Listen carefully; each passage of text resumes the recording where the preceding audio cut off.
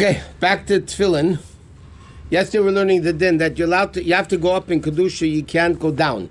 So therefore, because the head Tefillin, the Shorosh, is holier than the Yat Tefillin, you can make a strap of the hand into head, but you can't make a strap of the head into the hand, because then you're going down in level of Kedusha.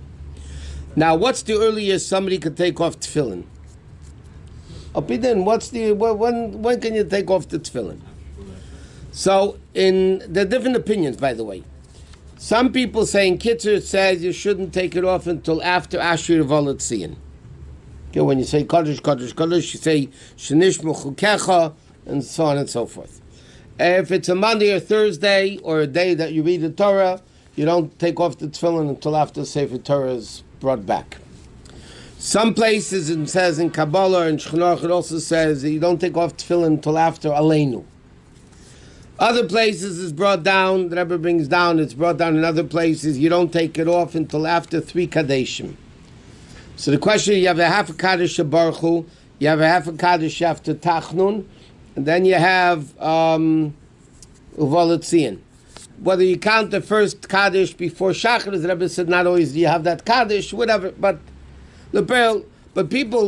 many people have a custom which is, Halachos says incorrect. In the middle of Chazar Shas, they take off the Rashi's Tefillin. And in the middle of Chazar Shas, they put on the Rabbeinu Tam Tefillin. Number one, it's not allowed because then you're not listening to the repetition of the Shemona Esrei. Secondly, how you can answer Amen? You can't answer Amen on the brachas. So, B'chlal, it's brought down. Okay. Next. Now, on Rosh Chodesh, you take off the Tefillin before Musaf. Why? Because Musaf speaks about the holiness of the day of Rosh Chodesh. And also you say Kesa Yitnu L'cha, according to Nusach Svarder Chabad. You say Kesa Yitnu L'cha. Kesa is the crown of Tefillin. So now we're speaking on Rosh Chodesh, which is a Kesed, like Shabbos and Yom Tif. So therefore, by the way, it's interesting if the minyan is davening and thereby Musaf on Rosh Chodesh, and you're still wearing Tefillin, and they say Kesed. The custom is you cover the head Tefillin. You cover the head Tefillin because Kasi Yitnu L'cha refers to the day of Rosh Chodesh rather than the Tefillin. By the way, there's another interesting issue which we really should discuss, even though there's not much time today. And that is the hand Tefillin have to be covered. In fact, it's brought down in Poskin. The reason for that is because it should be for you a sign. Therefore, if you notice, people we even wear the little covers on the tefillin to protect it. The head tefillin you can't cover. I know in Kabbalah some people do, but it depends which Kabbalah you go by. But the hand tefillin could be covered because it says It's another interesting thing. Many people have a minig that when they make the brach on the hand tefillin, so if they're a yeshiva bacher, they cover with their jacket, they cover the tefillin. Other people, if they're married, the minig is they cover with the talis. That's what our minig is, in fact. That you cover the tefillin when you make the bracha. Why is that? Why is that? So that's what I'm telling you. They quoted, I've heard that they bring it down the name of the Baal Shem Tov, even I never saw it. But the poskim write, this I did see inside, that the poskim write, why do you cover the hand tefillin when you make the bracha? Because it says, it's for you a sign. The head tefillin, we learned, the Gemara said, V'ro kol ami ha'aretz ki Shem Hashem nikro lecha, that the nations of the world will see that the name of Hashem is upon you, and they'll be afraid of you. And that refers to tefillin of the head. Now, if they're covered, they're not going to see it. So therefore, in halacha for sure, the din is you have to uncover, the shorosh cannot be covered. Therefore, you don't have a protecting cover on the shorosh because it's supposed to be open.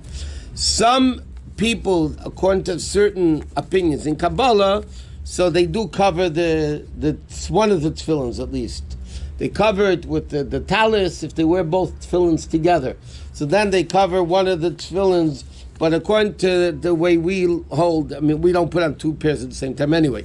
But lepel, so because there's an opinion in Kabbalah to cover the tefillin, the head, and there's another opinion that says not to, so what we do, we try to do at least, that when we wear the talis over the head, the back part of the tefillin that the strap goes through, what's called the mabarta, that's covered with the head talis, with the head, the head part of the talis, but the actual tefillin themselves we leave uncovered, because it should be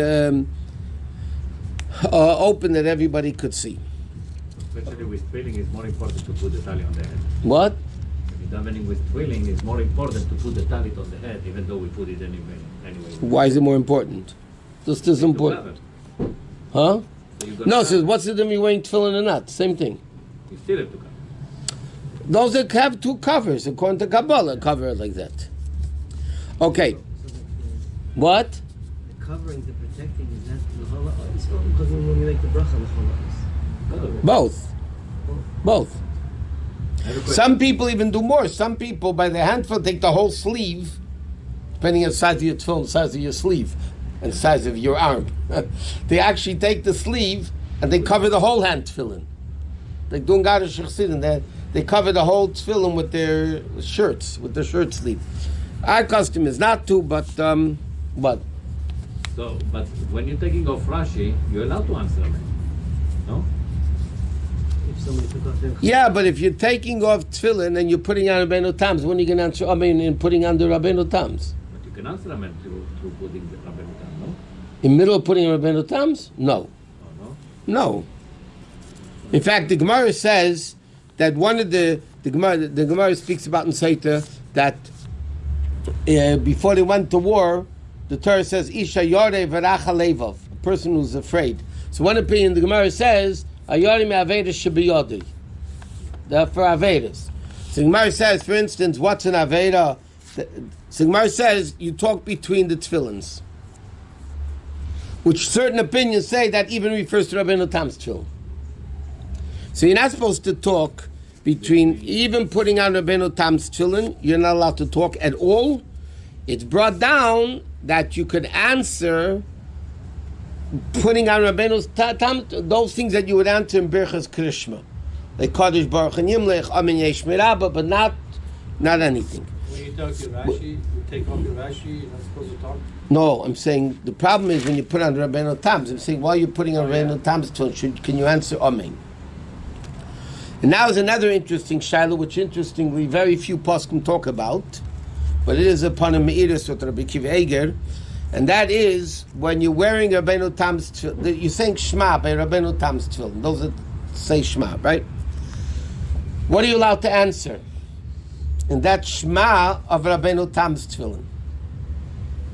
Are you allowed? Is it like a regular Shema that you can only answer certain things, not everything? So Rabbi Kiva Eger says in the Panim Me'iris that it says that and the Shema of Rabbeinu Tam's en lahafsik b'chinam. He said you shouldn't talk for no reason. You shouldn't talk for no reason. Or in the middle? In the three Shmas. Even in the middle. Okay. So he writes that you shouldn't talk in the Shema of Rabbeinu Tam's b'chinam, meaning it's for no reason. But that clearly says you can answer all amens, whatever, in davening you need to say something, you could. You just don't talk, stam out of the clear blue. Okay.